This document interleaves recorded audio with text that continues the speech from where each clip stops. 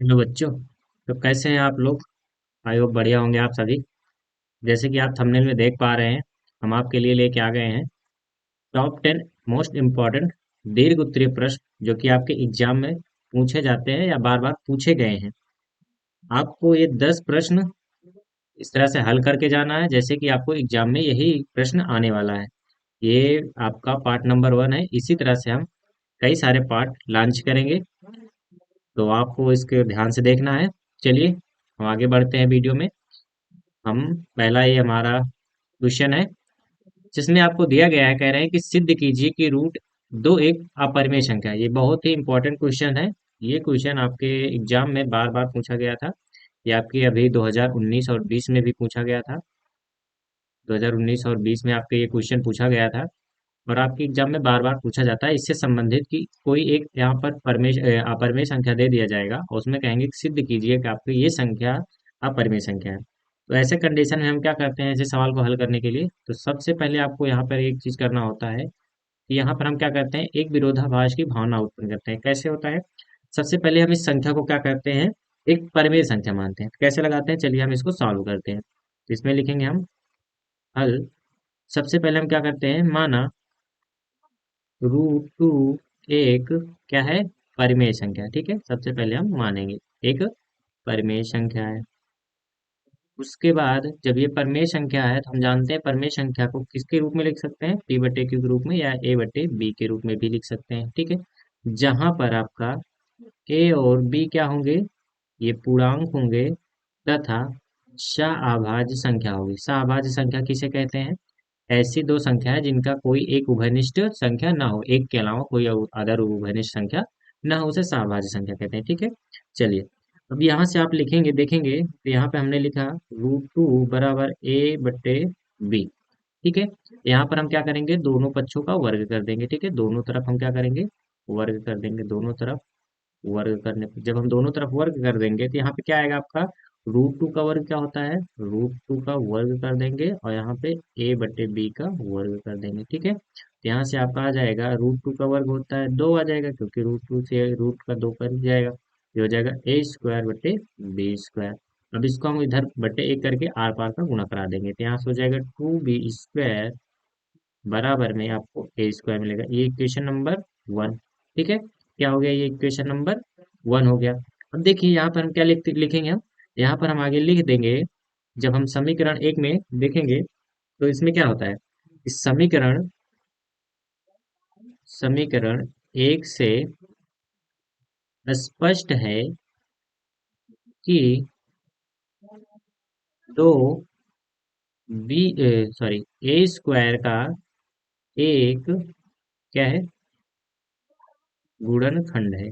ठीक है, क्या है, गुणनखंड। अब ध्यान देखिए गुणनखंड कैसे, अगर दो को हम इस तरफ भेजेंगे तो यह कहाँ आएगा, इसके बट्टे में है। और बट्टे में आने का मतलब ये चीज इस संख्या को डिवाइड कर देगी। इस हिसाब से ये क्या हुआ, दो एक ए स्क्वायर का एक गुणनखंड हुआ। और हम एक प्रमेय पढ़े हैं, हम जानते हैं कि कोई भी संख्या यदि कोई भी संख्या p है, अगर ये ए स्क्वायर को विभाजित कर रही है और p जो है एक प्रमेय संख्या है, तो वो संख्या a को भी विभाजित करेगी। उसी हिसाब से अगर दो ए स्क्वायर को विभाजित कर रही है तो ये संख्या a को भी विभाजित करेगी।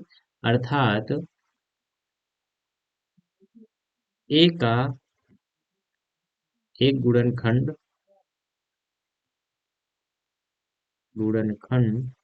2 भी है। ठीक है, अब 2 आपका a का गुणनखंड हो गया। अब यहाँ से हम देखेंगे, जब यहाँ से हमने लिख लिया, ठीक है, तो यहाँ से हम देखेंगे तो क्या होगा आपका। अब यहाँ से देखना है, यहाँ से हम इस पे लिख सकते हैं a बराबर 2c। ठीक है, किसी सी संख्या के गुणनखंड में होने की संख्या, जैसे मान लीजिए आपके पास कोई संख्या 18 है। 18 को हम क्या लिख सकते हैं, 9 गुणे 2 या 2 गुणे 9। जैसे मान लो अगर 18 2 से कट रहा है तो 2 गुणे 9 लिख सकते हैं ना, 2 × 18। तो देखिए ये संख्या क्या होगी, एक पूर्ण संख्या होगी, कोई होल नंबर होगी। उसी तरह से सी जो है आपका क्या है, एक पूर्ण संख्या है। क्या है, पूर्ण संख्या। ठीक है, तो यहाँ से ये आपका समीकरण नंबर 2 हो गया। ठीक है, अब इसमें क्या करेंगे, समीकरण 2 क्या मतलब, यहाँ पे आप स्क्वायर पहले कर दीजिए। जब यहाँ पे स्क्वायर करेंगे तो ए स्क्वायर बराबर हो जाएगा 2c का होल स्क्वायर, यानी ए स्क्वायर बराबर 4c का होल स्क्वायर। ठीक है, ये समीकरण 2 हुआ आपका ये। अब देखिए समीकरण 2 में ए स्क्वायर का मान जो है समीकरण 1 में रख दीजिए। ठीक है, तो जब समीकरण में एक में रख देंगे, एक में, तो यहाँ पर समीकरण 1 क्या है आपका, समीकरण 1 समीकरण एक है आपका 2b² बराबर में a²। अब a² की जगह पे हमें 4c² अप्लाई करना है। 2b² बराबर में 4c²। 2 से 4 डिवाइड हो जाएगा, 2 बचेगा, तो b² बराबर 2c²। ठीक है। अब देखिए उसी तरह से समीकरण नंबर 3, और समीकरण नंबर 3 में भी देखेंगे तो हम यही लिखेंगे, समीकरण नंबर 3 से स्पष्ट है कि दो जो है, अब ये दो देखिए, ये दो बी को क्या करेगा, पूर्णतः विभाजित कर देगा। उसी तरह से हम लिखेंगे कि समीकरण 3 से स्पष्ट है कि दो जो दो है वो b² का एक गुणनखंड है, अर्थात b² का एक गुणनखंड 2 भी होगा। अब यहाँ से हम थोड़ा जगह खाली करते हैं, यहाँ पर इरेज करेंगे। इसको आप स्क्रीन शॉट ले लीजिएगा, यहाँ पर हम थोड़ा इरेज करेंगे। ठीक है।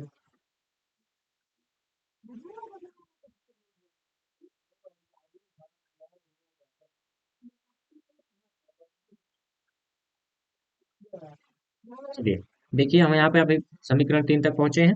समीकरण 3 पे यहाँ पे ये लिखा गया है आपके कि जो स्पष्ट है कि b² का एक गुणनखंड 2 होगा, तो b का भी एक गुणनखंड 2 होगा। तो समीकरण समीकरण 1 और 2 से, सॉरी 3 से स्पष्ट है कि a और b का एक गुणनखंड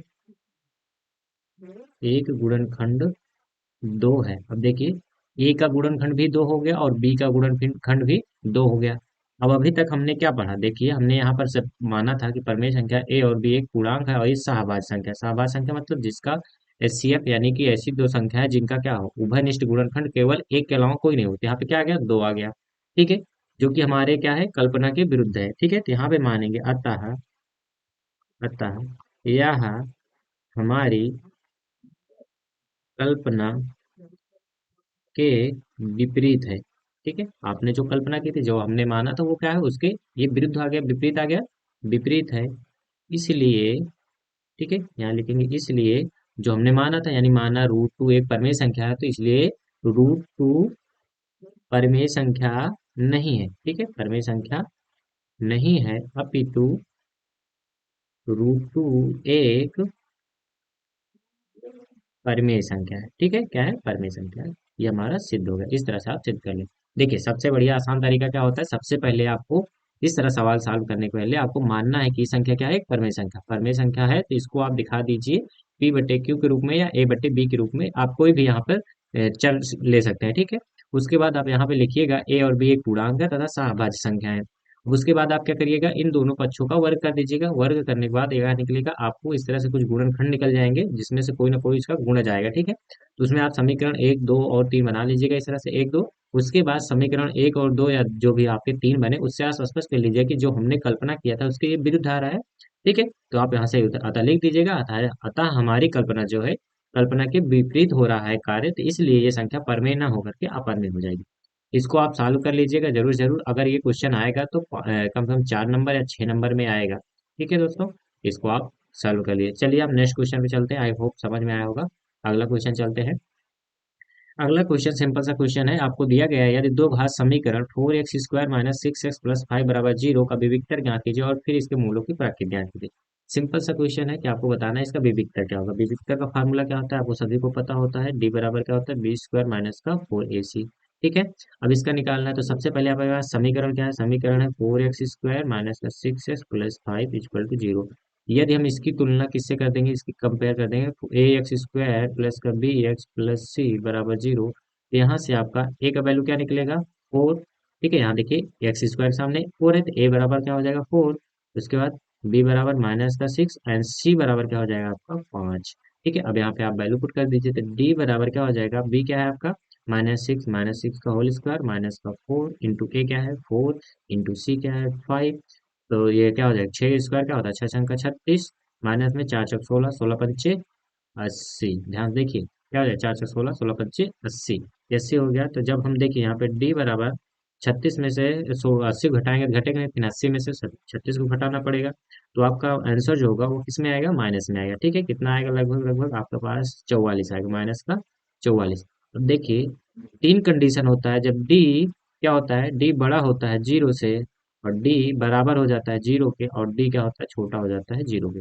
जब डी बड़ा होता है 0 से, तो इस कंडीशन में क्या होते हैं, आपके जो संख्याएं होती हैं वो वास्तविक संख्या होती है। क्या होती है? वास्तविक संख्या होती है। ठीक है। और उसके मूल अलग अलग होते हैं। ठीक है। जब d बराबर 0 हो जाता है तो यहाँ पर भी इसकी वास्तविक संख्या होती है। ठीक है। वास्तविक संख्या पर मूल क्या हो जाते हैं? एक हो जाते हैं, एक जैसा। दोनों मूल एक जैसे हो जाएंगे। ठीक है। और जब डी छोटा हो जाता है 0 से, तो यहाँ पर डी देखिए -44, यानी 0 से ये छोटा संख्या है। यहाँ पर क्या होता है? यहाँ पर मूल काल्पनिक हो जाते हैं, जिनकी गणना करना हमारे लिए संभव नहीं हो पाता। तो काल्पनिक संख्या होती हैं और इनकी प्राकृत कोई मतलब एक जैसे नहीं, अलग अलग होते ही नहीं, काल्पनिक होते हैं। ठीक है। तो इस समीकरण का जो मूल होगा उनकी प्राकृत कैसी होगी? तो आपको सिंपल सा, जब यहाँ तक आप विविधता निकालेंगे उसके बाद लिखेंगे मूलों की प्रकृति। बताने के लिए ये 3 कंडीशन लिख देंगे, तो जिसमें आप यहाँ पे आगे लिख देंगे डी। ठीक है। डी यानी 44 जो आपका आया है, -44 इज अ लेस देन 0, मतलब 44 से छोटा है, तो आपके मूल क्या होंगे? काल्पनिक होंगे। मूल काल्पनिक होंगे। That's all. समझ में आया आपको? ठीक है। सभी लोग वीडियो को लाइक कर दीजिए और चैनल को सब्सक्राइब कर लीजिए, अगर इसी तरह से आपको वीडियो चाहिए तो। सभी सवाल मिलेंगे, आज 10 ले आए हैं। आज से नेक्स्ट वीडियो में आपके एग्जाम तक 27 फरवरी तक का लगभग आपको 100 इंपॉर्टेंट क्वेश्चन कराने वाले हैं। ठीक है। जो कि आपके एग्जाम के लिए बहुत ही महत्वपूर्ण होंगे। चलिए आगे नेक्स्ट क्वेश्चन पे चलते हैं। अगला क्वेश्चन है, दिया गया है कि 87, 49, 84, ये लगभग दिया गया है। ये संख्या मतलब आपको बताना है कि ये अभाज्य गुणनखंड के रूप में व्यक्त करना है। ठीक है। तो अभाज्य गुणनखंड होता है क्या? हम देखिए दो तरीके से जानते हैं। पहला तरीका होता है आपको सिंपल सा भाग विधि होता है, जिससे हम निकाल सकते हैं क्या होता है 27, 49, 44, ऐसे हम लिख के निकाल सकते हैं। ठीक है। दूसरा सिस्टम क्या होता है जो आपकी किताब में बताया गया है, जिसे क्या बोलते हैं? वृक्ष मेथड, वृक्ष विधि या ट्री मेथड बोलते हैं इसी को। ठीक है। ट्रीनुमा बनाते हैं हम इसे। चलिए दोनों से हम चालू कर लेते हैं। यहाँ से आप गुणनखंड बीच से जाते हैं, लासा मासा निकालते हैं, तो 2 से 2 चौक 8, उसके बाद 2 तिया 6, उसके बाद यहाँ पे आएगा एक हाथ से 2 से 14, फिर 2 चौक 8, 2 से 14, 2 दूनी 4, ये आएगा। इसी तरह से फिर डिवाइड करेंगे, 2 दूनी 4, 2 एकम 2, 2 8 16। उसके बाद यहाँ पे क्या आएगा आपका? एक हासिल आएगा, तो 2 से 14, 2 तिया 6, 2 छंग 12, ये आ जाएगा आपका। उसके बाद फिर से हम 2 से डिवाइड करेंगे, तो 2 एकम 2, 2 जीरो में 0, 2 9 18। उसके बाद क्या आएगा? 2 तिहाई 6, 2 छंग 12, 2 8 16, ये आ जाएगा आपका।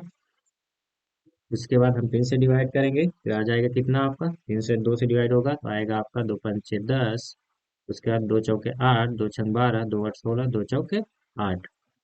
2 से काटेंगे, फिर से आपका कट रहा है, जब तक 2 से कटेगा हम काटते जाएंगे। ठीक है। तो यहाँ से आपका 2 दूनी 4, 2 से 14, 2 8 16, 2 चौक 8, 2 दूनी 4। ठीक है। आगे बढ़ते हैं, 2 एक कम 2, 2 दूनी 4, और 2 दूनी 4, सॉरी 2 तिहाई 6, एक हासिल आएगा। ठीक है। ओके। सर यहाँ पे कहीं मिस्टेक हुआ है अपना, देखते हैं 1 मिनट। 54, 684, 27, यहाँ पे आएगा 2, 2 से 14, 2 तिहाई 6, आपका यहाँ पे 3 आएगा। ठीक है। 3, उसके बाद सही है आपका। 2 एकम 2, 2 तिहाई 6, उसके बाद 2 छंग 12 होगा। उसके बाद 2 दूनी 4, 2 एकम 2। अब देखिए लास्ट काउंट क्या होगा? एक, जो कि अब कटेगा नहीं 2 से, इससे हम काटेंगे इसको 3 से। 3 चौक 12, एक हासिल आएगा, 3 पचे 15, एक हासिल आएगा, 3 चौक 12। सॉरी कहीं मिस्टेक हो रहा है यहाँ पे, हाँ 2 से 14 होगा ना, सॉरी 2 से 14। ठीक है। देखिए इसे बहुत ध्यान से करिएगा आप लोग, नहीं तो इस तरह से गलत हो जाते हैं। तो 3 चौक 12, हासिल आएगा 3 पचे 15, हासिल आएगा एक, 7 17 हुआ, 3 पचे 15, 2 बचेगा, 3 सते 21। फिर हम इसको 3 से काटेंगे, 3 एकम 3, 3 पचे 15। तो उसके बाद कुछ नहीं बचा यहाँ पे, 3 एकम 3, 2 बचेगा, 3 नौ 27। अब यहाँ से आइए देखते हैं आपके पास क्या बचा है, 15 और 19। यहाँ से काटेंगे, 3 से कटेगा ये, अरे 3 से नहीं कटेगा, 7 से चेक करते हैं, क्योंकि लास्ट में 5 भी नहीं, 5 से भी नहीं कटेगा। 7 से चेक करते हैं, 7 दूनी 14, एक बचेगा, 7 एकम 7, 4 बचेगा, 7 सत्ता 49, 7 से भी कट जाए, अभी काटेंगे 7 से, 7 एकम 7 तरीके की 7 एकम 7, 31 आप एक का प्राइम नंबर है, तो 31 एकम 31, ये कट गया ना। अब इसको गुणन फलों के रूप में लिखना है, तो देखिए 2 गुणे 2 गुणे 2, 2 कितनी बार आया है यहाँ पे देखिए, 1 2 3 4 5 6, यानी यहाँ पे आप सीधे लिख सकते हैं 2 की पावर 6। गुणे 3 कितनी बार आया है, 1 2, 2 बार, यानी 3 की पावर 2। 7 कितनी बार आया है, 2 बार, यहाँ पे 7 की पावर 2 गुणे 31, ये हो गया आपका आंसर। चलिए दोस्तों, आप वृक्ष विधि जो ट्री मेथड है, इसको आप कमेंट में करके बताइएगा, कमेंट में लिख के आप बताइएगा। चलिए नेक्स्ट क्वेश्चन पे चलते हैं। अगला क्वेश्चन है आपका, कह रहे हैं दो धनात्मक पूर्णांक ज्ञात कीजिए जिनके वर्गों का योग जो है 365 है। दो क्रमागत की बात है, तो सबसे पहले आपको इसको अगर हल करना है तो आप ऐसे सॉल्व करिए। पहले आप मानिए संख्या को, ठीक है, तो माना, ठीक है, माना पहली संख्या, पहली संख्या बराबर यक्स, ठीक है। तो क्रमागत है, यानी एक के बाद एक। अगर मान लीजिए आपकी संख्या 5 है तो 5 बार अगली बढ़ने के लिए संख्या में क्या करें, प्लस का 1 करते हैं। उसी तरह से अगर आपके पास एक संख्या है यक्स, अगली संख्या क्या होगी, यक्स प्लस का 1। इसी तरह से दूसरी संख्या आपकी क्या हो जाएगी, यक्स प्लस का 1। ये हमारी दो संख्याएं हैं, ठीक है। ये आपने संख्या मान ली। उसके बाद यहाँ पर आप लिखिए प्रश्नानुसार, जो प्रश्न में कहा जा रहा है, प्रश्नानुसार दोनों संख्याओं के वर्ग का योग। तो आप पहली संख्या का वर्ग करिए, उसके बाद दूसरी संख्या का वर्ग कर दीजिए और इनको जोड़ लीजिए, बराबर 365 आ रहा है। आप इसी को सॉल्व कर लीजिए। देखिए यक्स स्क्वायर का यक्स स्क्वायर हो जाएगा और यहाँ पर ए प्लस बी का होल स्क्वायर बन रहा है, तो ये देख लीजिए ए स्क्वायर प्लस का बी स्क्वायर प्लस का 2ab बराबर में 365। ठीक है, देखिए एक्स स्क्वायर और एक्स स्क्वायर दोनों को जोड़ लेंगे, 2x स्क्वायर आ जाएगा और प्लस में 1 और प्लस का 2x बराबर में 365। देखिए 365 को इधर ले आएंगे, माइनस में हो जाएगा, तो यहाँ पे आ जाएगा 2x स्क्वायर प्लस में 2x, और एक इधर प्लस में वो आएगा इधर माइनस में, प्लस माइनस माइनस, तो 365 में घटेगा तो बचेगा माइनस का 364 बराबर 0। देखिए दोनों में दो दो कॉमन है, तो आप इसको डिवाइड कर दिए दो से, यहाँ पे आपका बचेगा दो एक कम दो, दो आठ 16, दो दूनी 4, 182। तो आपका यहाँ पे आइए देखिए समीकरण क्या बनेगा, एक्स स्क्वायर प्लस का एक्स माइनस का 182 बराबर 0। अब दो घात समीकरण बन गया, दो घात समीकरण को आप गुणनखंड विधि से हल कर सकते हैं। इसको हल करने के लिए सबसे पहले 182 का आपका क्या करना होगा, गुणनखंड करना होगा। 182 का जब आप गुणनखंड करेंगे तो क्या आएगा, 14 और 13 आएगा। 14 और 13 का जब गुणनखंड करेंगे आप, तो 14 और 13 गुणा करने के बाद 182 आ जाएगा और 14 में से 13 घटा देंगे तो 1 आ जाएगा। चलिए सॉल्व करके देखिए, यहाँ पे लिखेंगे एक्स स्क्वायर प्लस में 14x, ठीक है, यहाँ पे 14 माइनस लिख सकते हैं, यहाँ पे माइनस का 13 ब्रैकेट में x माइनस का 182 बराबर का 0। ठीक है, तो x square plus 14x minus का 13x माइनस का 182 बराबर 0। यहाँ पे देखिए ये दो टर्म, ये दो टर्म, आप इसमें से कोई एक कॉमन ले लीजिए, तो x कॉमन लेंगे तो x प्लस का 14 बचेगा। यहाँ पर माइनस का 13 हम कॉमन लेंगे तो क्या बचेगा, x प्लस का 14 बराबर का 0। ठीक है, तो यहाँ से x माइनस 13 एक ब्रैकेट में लिख देंगे और x प्लस 13, सॉरी एक एक्स प्लस 14 एक ब्रैकेट में लिख देंगे। तो यहाँ से हम जब मान निकालेंगे तो x माइनस 13 बराबर 0 रखेंगे तो आ जाएगा आपका x बराबर 13। और हम पॉजिटिव संख्या ही लेंगे क्योंकि इसमें अगर रखेंगे 14 का तो इसमें माइनस में 14 जाएगा, तो यहाँ पे हम पॉजिटिव संख्या लेंगे। तो अब जब यहाँ पे आइएगा तो x बराबर क्या हो जाएगा 13 और x प्लस 1 मतलब 13 प्लस 1 बराबर 14। तो आपकी संख्याएं क्या कहलाएंगी, 13 और 14। ये दोनों संख्याएं जो कि क्रमागत धन पूर्णांक है, जिनके वर्गों का योग 365 होगा।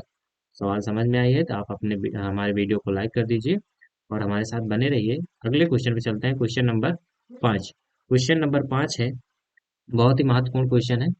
इसमें कह रहे हैं बिंदु एक्स वाई, बिंदु 3,6 और -3,4 से समदूरस्थ है। ध्यान से देखिए, आपको पहले इस तरह से हल करना है। अब इस तरह से सवाल हल करते वक्त तो पहले सबसे पहले आपको थोड़ा आकृति बनाना ध्यान रखिए, आकृति बनाएंगे तो आपको फुल मार्क्स मिलेगा। अब यहाँ पे एक पॉइंट बिंदु है, ठीक है, इसका नाम हम दे दे रहे हैं ए, ठीक है, और यहाँ पे एक बिंदु है जिसका नाम हम दे दे रहे हैं बी। इसका निर्देशांक लिख दीजिए आप। ए का निर्देशांक क्या दिया गया है, 3,6, ठीक है, और इसका निर्देशांक क्या दिया गया है, -3,4 दिया गया है, ठीक है। और यहाँ पे कोई एक बिंदु है, ठीक है, जिसका सी है और इसको कह रहे हैं इसका क्या है, एक्स और वाई है, ठीक है। अब यहाँ से देखिए, यहाँ से जो दूरी है और यहाँ से जो दूरी है, दोनों कह रहे हैं कि बराबर है, यानी ए से सी की दूरी और बी से सी की दूरी को समदूरस्थ मतलब समान दूरियां हैं, बराबर है। तो आप दोनों क्या कर सकते हैं, दोनों में दूरी का फार्मूला लगा सकते हैं और यहाँ से आसानी से सॉल्व कर सकते हैं। तो देखिए यहाँ से ए और सी बराबर क्या होगा, ए से सी की दूरी क्या होगी, under root x1 minus x2 होता है, तो यानी 3 माइनस का x का होल स्क्वायर प्लस में, ठीक है, उसके बाद क्या होगा, 6 माइनस का y का होल स्क्वायर, यानी y1 माइनस y2 का होल स्क्वायर, ठीक है। ये AC हो गया। उसी बाद BC की लंबाई निकाल लेंगे, तो BC की लंबाई जब निकालेंगे तो ये भी क्या होगा, अंडर रूट, यहाँ से देखिए -3 माइनस x का होल स्क्वायर प्लस में उसके बाद क्या होगा 4 माइनस वाई का होल स्क्वायर, ठीक है। अब ध्यान से देखिए, यहाँ तक हमने निकाल लिया। अब इसके बाद आप लिखिए प्रश्नानुसार, ठीक है, प्रश्नानुसार क्या कह रहा है कि दोनों दूरियां बराबर है, मतलब ए सी बराबर बी सी, दोनों बराबर हैं क्योंकि समदूरस्थ हैं। तो आप इन दोनों समीकरण से इसमें इसमें दोनों को बराबर कर सकते हैं, इन दोनों को। तो यहाँ से हो जाएगा अंडर रूट 3 - x का होल स्क्वायर प्लस में 6 - y का होल स्क्वायर बराबर under root minus three minus X square plus में 4 - y का होल स्क्वायर। यहाँ तक हमने कर लिया। अब देखिए, दोनों तरफ जब अंडर रूट है तो अंडर रूट से अंडर रूट काट दीजिए, या दोनों तरफ का वर्ग कर देंगे तब भी क्या हो जाएगा, ये हट जाएगा। तो यहाँ से बचेगा 3 - x का होल स्क्वायर। क्या बचेगा आपका? 3 - x का होल स्क्वायर प्लस में 6 - y का होल स्क्वायर बराबर में -3 - x का होल स्क्वायर प्लस में 4 - y का होल स्क्वायर। अब इसको आप इसका वर्गमूल कर लीजिए, ठीक है, इसका वर्ग कर लीजिए a - b का फार्मूला लगा करके। ये हो जाएगा 3 का 9, उसके बाद प्लस का एक्स स्क्वायर, उसके बाद क्या होगा ये, और क्या होता है 2b -6x होगा, ठीक है, प्लस में 6 का 36, उसके बाद प्लस का वाई स्क्वायर माइनस का क्या हो जाएगा 6 × 12 y, ठीक है। यहाँ पे देखिए, अब इस समय को यहाँ लिख रहे हैं बराबर में, ठीक है, वहां पे आएगा नहीं तो यहाँ पे लिख दे रहे हैं माइनस का 3 है, 3 × 3 = 9, प्लस में एक्स स्क्वायर प्लस में 6x, ठीक है, उसके बाद प्लस 4 × 4 = 16, प्लस का वाई स्क्वायर और माइनस माइनस का 8y। देखिए, दोनों तरफ में 9 है, एक ही चिन्ह में है, कैंसिल हो जाएगा, एक्स स्क्वायर है कैंसिल हो जाएगा, ठीक है। उसके बाद क्या है आपका वाई स्क्वायर है, वाई स्क्वायर भी क्या हो जाएगा, कैंसिल हो जाएगा। देखिए 6x इधर है, 6x इधर है, अगर हम इसको इधर भेज ले तो ये माइनस का 6x, और ये उधर जाएगा तो ये भी माइनस का 6x हो जाएगा।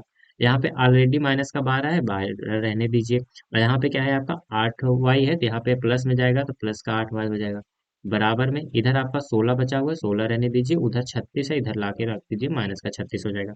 देखिए 6 और 6 दोनों माइनस में ही हो जाएंगे 12x, ठीक है, क्या हो जाएंगे माइनस का 12x। उसके बाद क्या होगा, ये माइनस का ये प्लस माइनस प्लस क्या हो जाएगा, घट जाएगा तो बचेगा 4y बराबर 16 में से 36 घटेगा, बचेगा माइनस का 20, ठीक है, क्या बचेगा 20। चलिए यहाँ पे ध्यान दीजिए, हम थोड़ा इरेज करेंगे। यहाँ पर आप स्क्रीनशॉट ले लीजिएगा, यहाँ पर इरेज कर रहे हैं, यहाँ पे ध्यान दीजिएगा।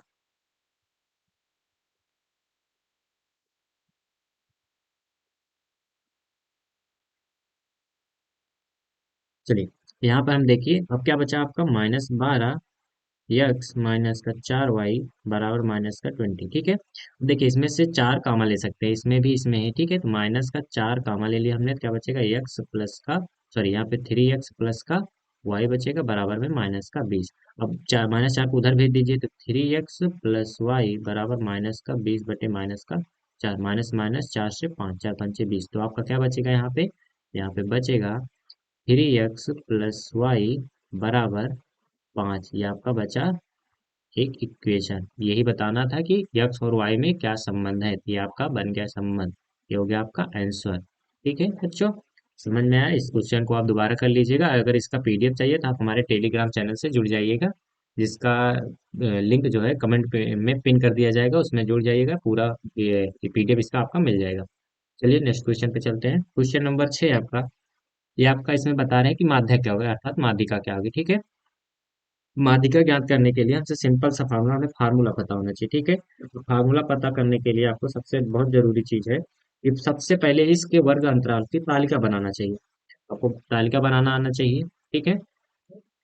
तो जब आप तालिका बनाएंगे, ठीक है, तालिका बनाएंगे तो आपको सबसे पहले ध्यान रखना है, तो इस तरह से आप क्या करेंगे, हल करते वक्त पहले इसे तालिका बनाएंगे आप,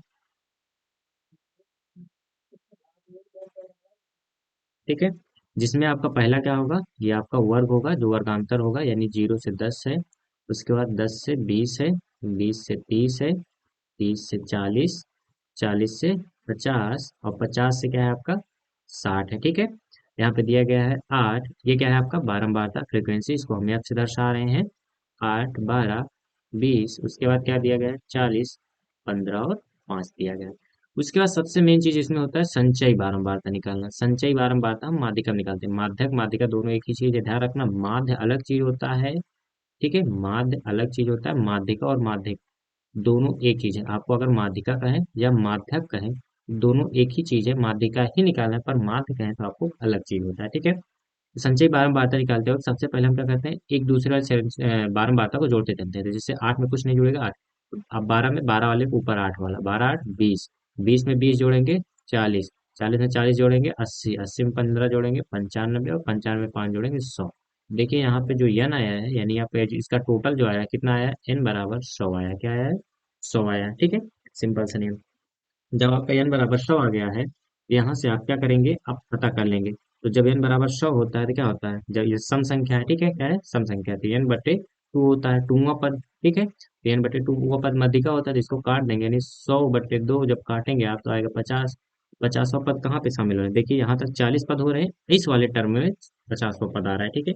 तो जब इस वाले टर्म में आ रहे हैं तो यहाँ पर हमें कुछ चीज बनाना है। जैसे आपको पहले सबसे पहले फार्मूला बता देते हैं। फार्मूला क्या होता है, फार्मूला होता है माध्यिका बराबर L प्लस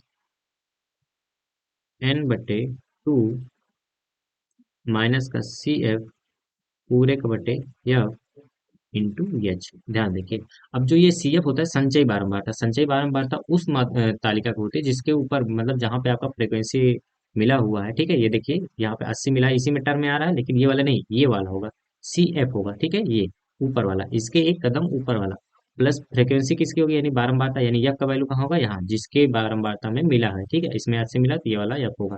लिमिट क्या होता है, एल मतलब लिमिट क्या होता है, तो मतलब ये होता है कि जो यहाँ पे जिस बारंबारता वर्ग अंतराल में मिला है उसकी लोअर लिमिट, मतलब आगे वाली संख्या, यानी 30 है। तो आप इसको रखिए, यहाँ पे आपका 30 आ जाएगा, प्लस में एन का वैल्यू हमने बताया अभी 100 है, 100/2 माइनस का सी एफ कितना है आपका 40, और पूरे के बटे एफ की वैल्यू भी क्या है 40। अब ये क्या है, एच, एच मतलब हाइट, हाइट मतलब क्या होता है, यानी उचली सीमा निचली सीमा को जोड़ने के बाद क्या करते हैं, मतलब इनका अंतर, इन दोनों के बीच का अंतर क्या होता है। तो 40 और 30 में से घटा देंगे, क्या बचेगा आपका 10, यहाँ पे आ जाएगा 10। अब इसको सॉल्व करिए तो 2 से 100 को काटेंगे, क्या आएगा आपका 50 आएगा, ठीक है।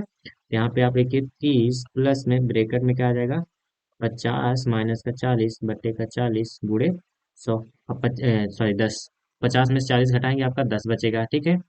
यहाँ से सॉल्व करेंगे तो 30 प्लस का 10/40 गुणे 10, जीरो से जीरो कट जाएगा। आप 4 से इसको काटेंगे तो 4 दुनिया 8, बचेगा 2, 4 पंचे 20, 2.5, तो 30 में 2.5 जोड़ेंगे कितना आएगा 32.5। ये आपका आंसर हो जाएगा, कितना आएगा 32.5। आप इस तरह से माध्यिका निकाल सकते हैं। सबसे इंपॉर्टेंट चीज इसमें आपको माध्यिका का, माध्य का और बहुलक का वर्ग अंतराल वाले फार्मूले पता होने चाहिए। अगर फार्मूले नहीं पता है और इसमें ये वैल्यू कौन क्या क्या होती हैं, तब आप नहीं कर पाओगे। अगर आपको इस पर वीडियो चाहिए डिटेल में तो थोड़ा आप हमसे बता सकते हैं, या कमेंट में बता दीजिएगा, हम उस पर डिटेल में वीडियो बना देंगे, ठीक है, केवल इसी चैप्टर पे। चलिए नेक्स्ट क्वेश्चन पे चलते हैं। अगला क्वेश्चन आपका फिर से माध्यक के बारे में, या सॉरी वही क्वेश्चन आ गया, अगला क्वेश्चन करते हैं। अगला क्वेश्चन है आपका, सही यहाँ पे आइए, अगला क्वेश्चन, अगला क्वेश्चन आपके वर्ग पृष्ठ उसमें से है, क्षेत्रफल से संबंधित है। कह रहे हैं दो घन जिसमें प्रत्येक का आयतन क्या दिया गया, आप मान लीजिए यहाँ से इस तरह से कुछ दो घन है आपके पास, ठीक है। यहाँ पर दो घन दिए गए हैं जिनका क्या दिया गया है, आयतन, आयतन दिया गया है। आयतन क्या है 343। तो आपको पता होना चाहिए एक घन का आयतन क्या होता है, ए क्यूब बराबर 343। ए क्यूब बराबर ये क्या होता है 7 का क्यूब, क्यूब से क्यूब कैंसिल, यानी ए बराबर क्या आ गया 7। यानी एक घन के भुजा जो होती है वो क्या होगी आपका 7 सेंटीमीटर। और यहाँ से 7 सेंटीमीटर आ गया, तो आपको कह रहे हैं कि संलग्न फलकों को मिलाकर एक ठोस बनाया जाता है, ठीक है। अब इसमें से ऐसे देखो, यहाँ से मान लीजिए आपका एक घन है और यहीं पे दूसरा घन इसी से जोड़ करके इस तरह से एक घनाभ बन जा रहा है। तो ध्यान से देखिएगा, ये लंबाई यहाँ से कितनी है 7, ये कितनी है 7, इसकी ऊंचाई कितनी है 7, लेकिन जब इसको जोड़ दिया जा रहा है तो ऊंचाई तो अभी भी वही है, चौड़ाई भी वही है, लेकिन लंबाई क्या हो जा रही है, ये भी 7 और ये 7, 7 7 कितना हो जा रही है 14। यानी इस प्रकार प्राप्त घनाभ की जो, घनाभ की लंबाई हो कितनी हो जा रही है 7 प्लस का 7 बराबर 14 सेंटीमीटर, ठीक है।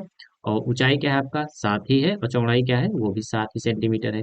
तब हमें क्या करना है, वो पृष्ठीय क्षेत्रफल निकालना है। तो पृष्ठीय क्षेत्रफल क्या होता है, थोड़ा यहाँ पे इरेज करेंगे 1 मिनट। देखिए वक्र पृष्ठ क्या होता है आपका, वक्र पृष्ठ होता है जो घनाभ होता है, घनाभ का वक्र पृष्ठ क्षेत्रफल जो होता है 2 एल बी प्लस का बी एच प्लस का एल एच, यही होता है। तो आप रख दीजिए इस पे फॉर्मूला, 2 इंटू एल क्या है आपका 14, और बी कितना है 7, 14 सत्ते 98, ठीक है। प्लस में बी एच कितना है 7 है, एच कितना है 7, 7 सत्ता 49 है।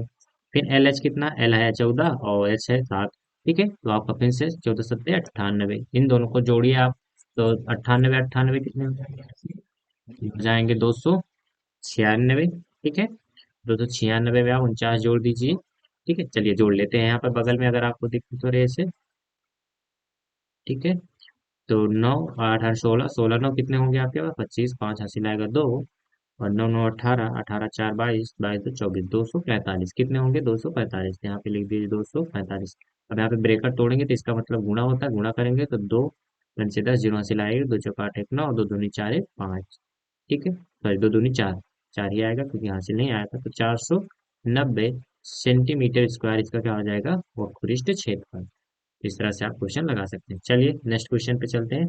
अगला क्वेश्चन हमारा त्रिकोणमिति से, त्रिकोणमिति से इसमें कह रहे हैं कि साइन थीटा अपन 1 प्लस कॉस थीटा प्लस में 1 प्लस कॉस थीटा अपन साइन थीटा बराबर 2 कॉसेक थीटा लगाना है, ठीक है। चलिए यहाँ से सबसे पहले हम लेफ्ट हैंड साइड सॉल्व करेंगे, जो कि क्या है आपका साइन थीटा बटे 1 प्लस कॉस थीटा प्लस में 1 प्लस कॉस थीटा बटे साइन थीटा, ठीक है।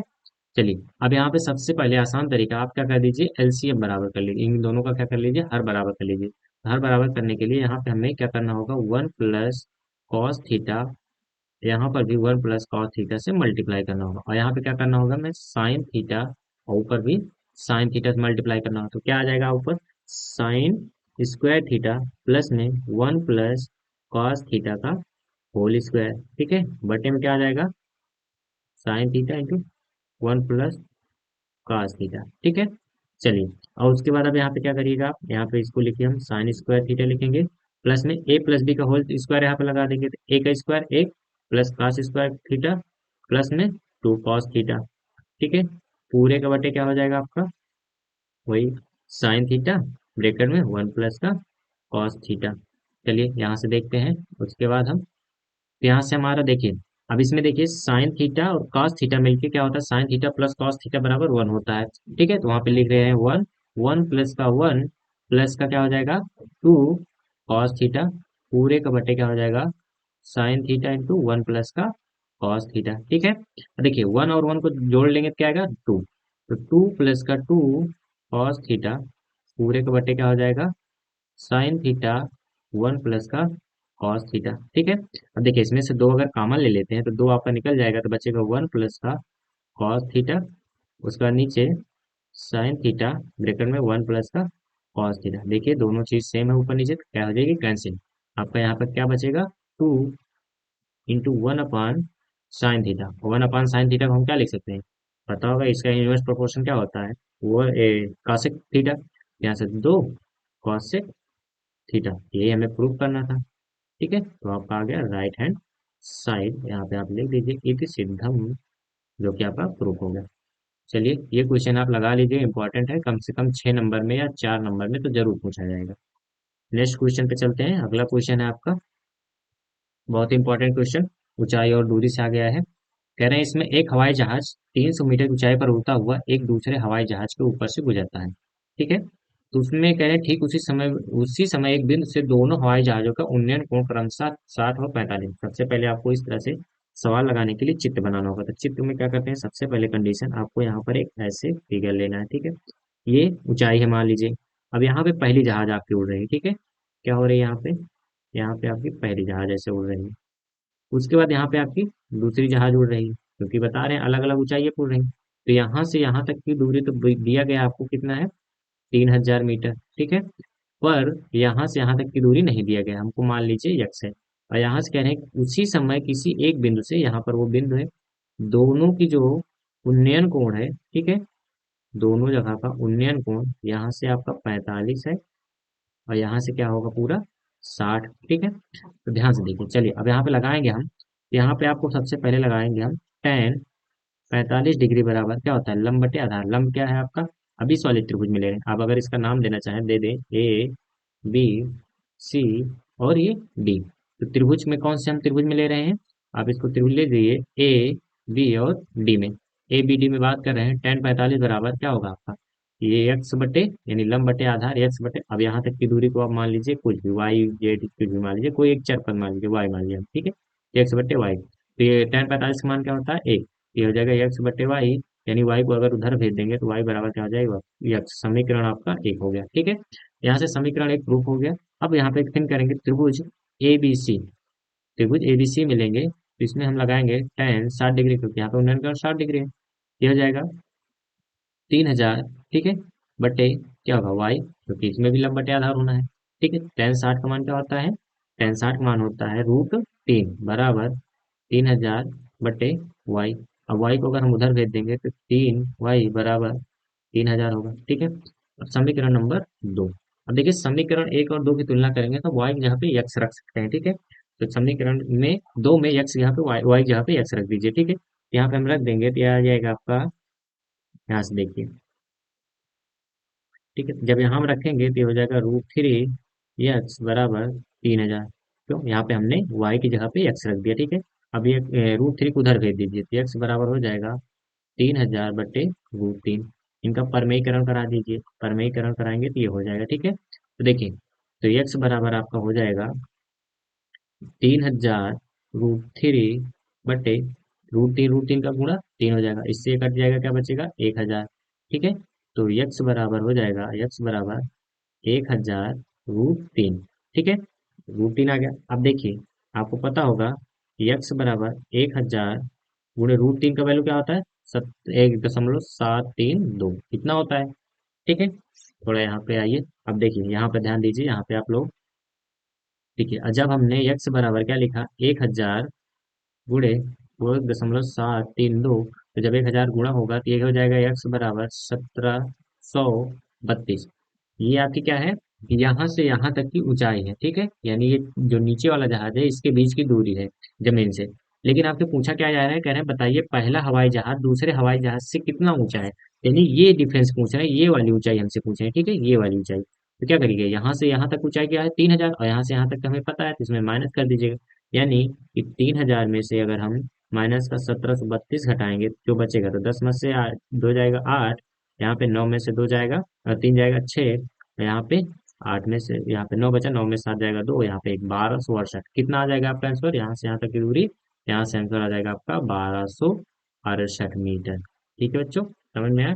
चलिए नेक्स्ट स्लाइड पे चलते हैं, नेक्स्ट क्वेश्चन आपका और लास्ट क्वेश्चन आज का, इसमें से थोड़ा बड़ा क्वेश्चन है, इसको थोड़ा कैलकुलेटिव ध्यान रखिएगा, इसको आप करिएगा, नहीं आपको ये हम दे दे रहे हैं होमवर्क, ध्यान से देखिए, ये वाला क्वेश्चन आपके लिए होमवर्क है, आप लोग लगाइएगा, अगर आ जाए आपको, आप सॉल्व कर लेते हैं तो आप हमें कमेंट में इसका आंसर करिए बताइएगा, अगर नहीं कर पाते हैं तो आप हमसे हमें कमेंट में बता दीजिएगा, हम अगले वीडियो में ये वाला क्वेश्चन सॉल्व करवा देंगे, ठीक है।